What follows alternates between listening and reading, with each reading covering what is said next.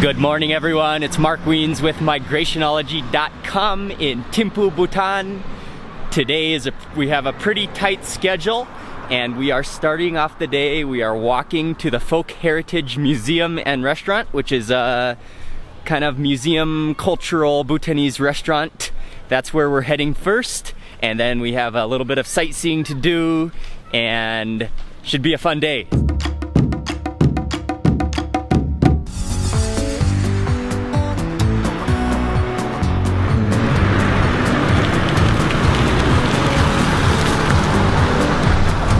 Hello, do you know the Folk Heritage Museum?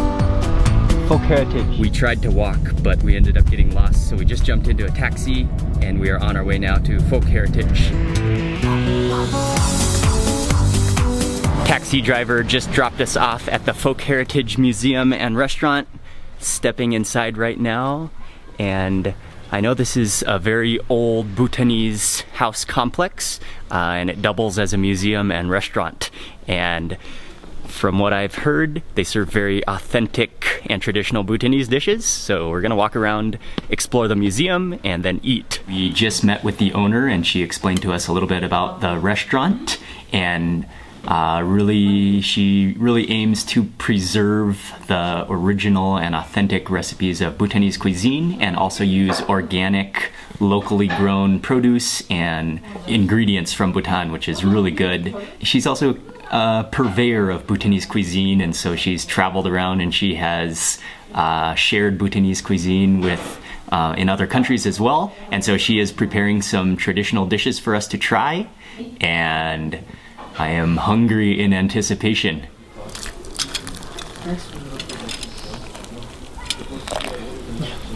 So here I have this is a grain, sweet buckwheat grain. Okay. This used to be very popular in the olden days, and especially in Bumtang region they grow this. Okay. So this is a noodle that again we prepare. This is bitter buckwheat. Oh, so two different kinds. This is even more healthier than this. Oh, wow. Okay. Even more, this is the dehydrated fern. You must have seen those black packets. Yes. When you cook, it becomes like this. Okay. It's a fern, like which we have dehydrated. So now it's out of season. This is the chicken with gravy. Chicken with gravy? Sauce, yeah. Okay. And here we have the fermented soybean. Okay. With bamboo shoot. Fermented soybean with bamboo shoot. Yeah, buckwheat pancake. Buckwheat pancake. And that is barley. Barley. You've heard about it, no? Yeah, it's a cereal, grain. Okay. So this is also very good. How do you eat this? Like rice, or you can break it, and then add a little bit of butter. There's butter. Oh, okay. And then you put it in whatever you want. This is beef jerky. Again, we have used a little bit of fermented cheese. That's cheese. That's something. And then the yellow one there in the bowl is the chanterelle mushroom. It's off season, but I have preserved in salt brine. And then this is the potato with cheese, which I'm sure you have kawatatsi. Kawatatsi. Yeah, it's a signature dish of Bhutan. And this is the imatasi, fresh cottage cheese. Oh, okay. And soft dry chilies. Okay. So this ematasi is typically eaten in the western part of Bhutan. A lot of our ematasi goes into the nobilities families. Like people will say, "Oh, Amzam's ematasi," so they will love this ematasi. And then we have the dried pork, air-dried pork. It has a lot of fat. So because it's cold, so people like to eat a lot of fat. Kesang Choden, who is the owner of this restaurant, she has presented us with a beautiful feast of Bhutanese food and done a great job at explaining the entire meal. And I'm gonna sample this suja first. This suja, which is the butter tea, is actually made with mistletoe leaves, so it's a type of herbal tea. And then she also uses yak butter. Why don't you? Oh yeah, it's very good. It is a little bit salty, and it's a little bit like smoother than other versions I've had, maybe because of the mistletoe instead of the actual tea. Yeah, it's more smooth, and kind of woody. The other suja that you might have tried would have been a little bit rancid butter. Oh, okay. Rancid. Okay. And that yak butter. That yak butter is really creamy. Oh, Yeah, that has a woody taste to it. Yeah. So water had to come up from outside. So people would either have to wash their hands outside, or when you sit like this, then you take a bit of rice and then roll it in your hand. This is to clean your hands, Oh, okay. So we just roll it and then we clean our hands with this. Wow, okay. And then we put it at the side. Okay. And then you start can start eating. You can do that. Traditional Bhutanese food is all served and eaten from wooden bowls. And previously, there were no spoons or metal cutlery available, and so everyone eats with their fingers and their hands. And so one of the problems that the owner has explained to me is that using metal spoons on the wooden bowls really deteriorates the bowls. And so I really enjoy eating with my fingers, so I'm going to eat with my fingers, and also it's better for the bowls. And she just showed me one of the traditional methods of cleaning your hands. And what you do is you take a little bit of rice into your bowl. Sometimes water is not always available in the villages, and so what they would do is take a little ball of rice like this and just put it into your palm and just sort of, let me see. Oh, first you have to make it a ball first. Okay. Yeah. So it doesn't and the stickiness, you make it kind of a ball. And then you just rub it. Yeah. Oh, mine is a little messier, but there we go. Actually, it'll become like this. Oh, okay. Yeah. Okay, I'm gonna try for that. Oh, there we go. Okay. Oh, there we go. My little rice ball has stuck together, and what you do is you kind of just roll it around in your. Yeah. Oh man, mine broke apart. Okay. Oh wait, coming. Yeah, that's fine. Yeah. And then I think the stickiness of the rice cleans your hands. Okay. Yeah. Okay. Mine is not quite as tight as hers, but that's all right. Okay, and then you save that over here on your table, and then you can reuse it to wash your hands once you're done eating. Okay. That is really cool. Yeah, I really enjoy that. This one is sweet buckwheat. Yeah, sweet buckwheat grain. Okay, sweet buckwheat grain, and I don't think I've had this so far since being in Bhutan. This is gluten-free. Okay. Low cholesterol. Very low healthy. carbs, very healthy. Yeah, that looks really good. And then this one is bitter buckwheat, made into noodles, which is also a traditional dish. Oh, these look really good. Okay. These are the dried fiddlehead ferns, which have been dehydrated and then recooked, and these look really good. They're almost like noodles. Okay. This is something I haven't tried yet either. It's a roasted barley dough. Oh yeah, that feels very like a dough. You break it. And let me add this to my my starch add a little bit of butter, base. Oh, a little bit of butter? You should add a little bit of butter to that paste. Okay. Okay, you can. I think you have to start now. You can dip it in that chili sauce. Dip it Into this. This is bamboo shoots and fermented beans.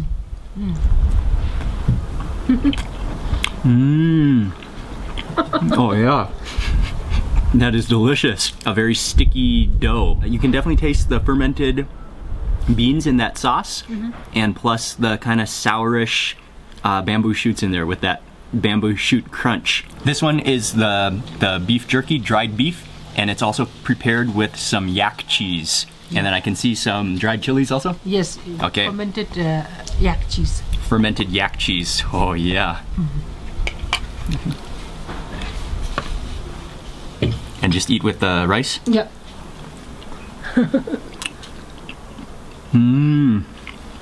I love the dried beef jerky in Bhutan, but that has an extra dimension of flavor to it with that yak cheese.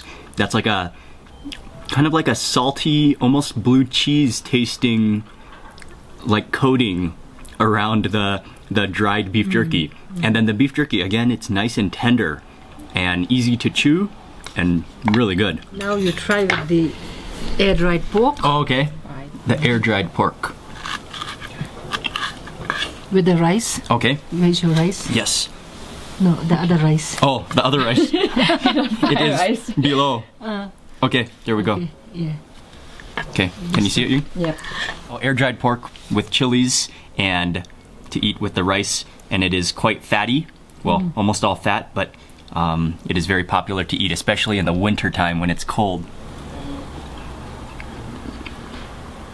It almost like kind of juices with that fat, but it is very flavorful, and you can taste kind of a little bit of a dried flavor to it as well.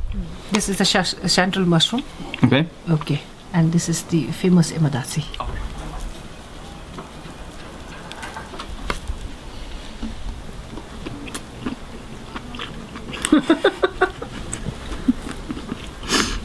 Oh yeah.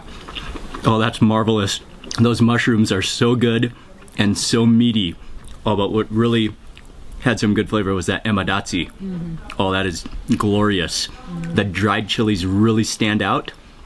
And then that cottage cheese. Yeah, it tastes like very crumbly cottage cheese that is very fresh and tastes incredibly good. Yeah, that's delicious. But those dried chilies really stand out nicely. I'm gonna serve myself a little bit of the chicken curry. And then this one is the kewadatsi. Yeah, kewadatsi. Cheese with potatoes. In Bhutan, we use a lot of cheese, you know. A lot of cheese, yes. A lot of cheese. And I gotta try some of this chili powder. Yeah. Okay. And then You can break a small buckwheat. and then these are buckwheat pancakes to eat with everything. Yeah, you can. Yeah, we can with Okay. potatoes. I'm gonna try the buckwheat pancake along with some of the kewadatsi. Oh, and I gotta get some of that chili on there. Okay. In that chili sauce, I can definitely taste the Sichuan pepper. The buckwheat pancake is a little bit dry and a little bit crumbly. And then the potato. The cheese is not too strong, but just a good thin cheese sauce. And then the potato again is really silky smooth as opposed to being starchy. Let me try some of these fiddlehead ferns.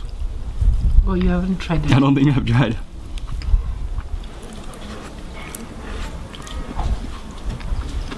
They have some texture to them, kind of a little bit of a rubbery texture, but very easy to chew still. And then, actually, they almost have taste like noodles, but with like a green vegetable flavor to them. I like it. Really good. Lastly, it's a green chilies. An eze? Okay. Eze with tomatoes, onions, again fresh cow cheese. I will mix that into my rice and my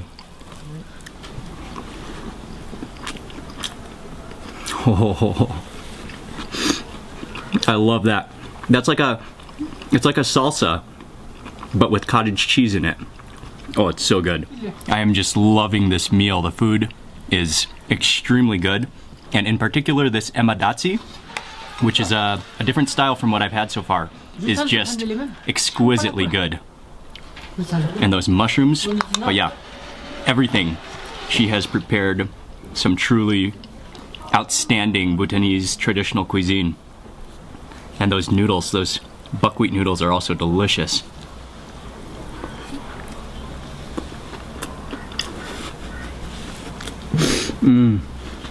It's so good.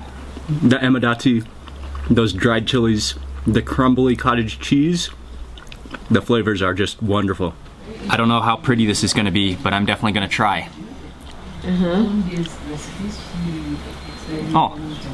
Oh, the ball of rice is it's all cold now. Uh-oh. I don't know how to keep it in such a tight ball. Okay, this will be my little napkin. Okay, that might not work too well for me, but it sort of does clean off your fingers. And then I think I can wipe the remaining on my pants. That was an incredibly good experience. Not only is the food stunning, but the owner, her knowledge of Bhutanese food and preserving Bhutanese culture through food is really what shines. She's really nice, and I learned a lot about Bhutanese food and culture during that meal. That was just a marvelous experience. We have a little bit of time, so we're just walking through Thimphu city center. and just kind of hanging out, leisurely strolling. We walked around for a while and then we ended up going to a cafe and doing a little bit of email, and now it's just about time for dinner. We are gonna meet up with Matt tonight and go to a restaurant.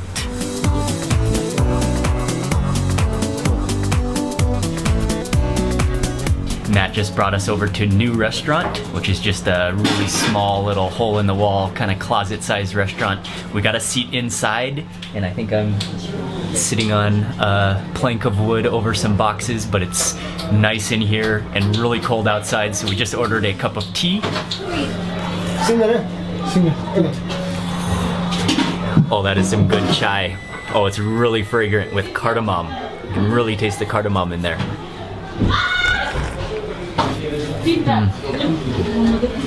Momos have just emerged from the steamer. Let me add some sauce eze to the plate. Here you go, man. And these are veg momos, and they are very similar to like wonton looking shape-wise. Oh yeah. Cheers, man. Cheers. The momo cheers. It's tradition, dude. Those are heavy on the cabbage, which is really good. Matt just went next door and bought these, which are like deep fried puffs. Maybe a type of samosa, and I have no clue what's in them, so I will find out. It's gonna be a surprise.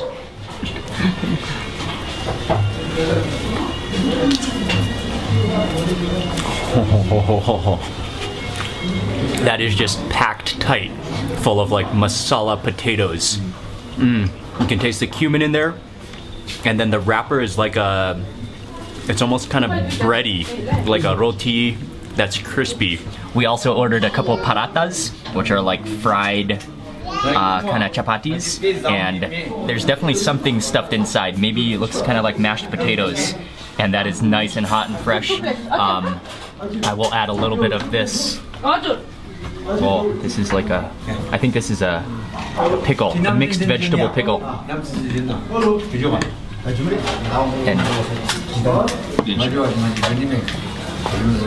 it's very similar to a slice of pizza.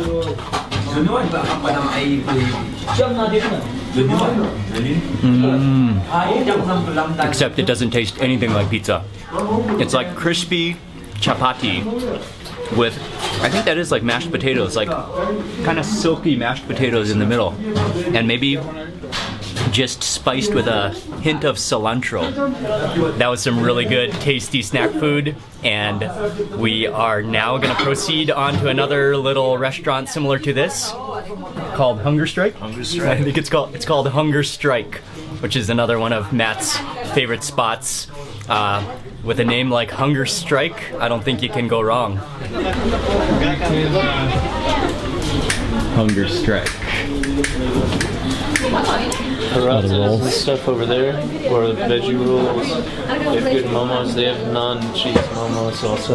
Has to be one of the world's greatest restaurant food stall names ever. We just ordered a veg and a beef roll. They're almost like little burritos.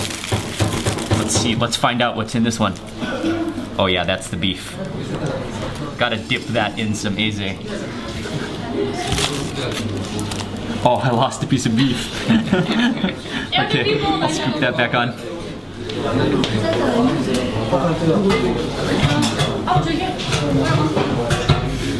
Oh yeah.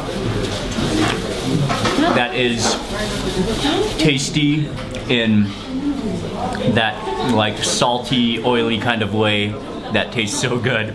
That was a great way to end the day. Especially I enjoyed the first meal today at the Folk Heritage Museum. That was really a great learning experience. We're gonna head home from here, so I'm gonna end the vlog. Please remember to give this video a thumbs up if you enjoyed it, and also leave a comment below, and see you tomorrow. Tomorrow's gonna be our final full day in Thimphu, so I will see you tomorrow.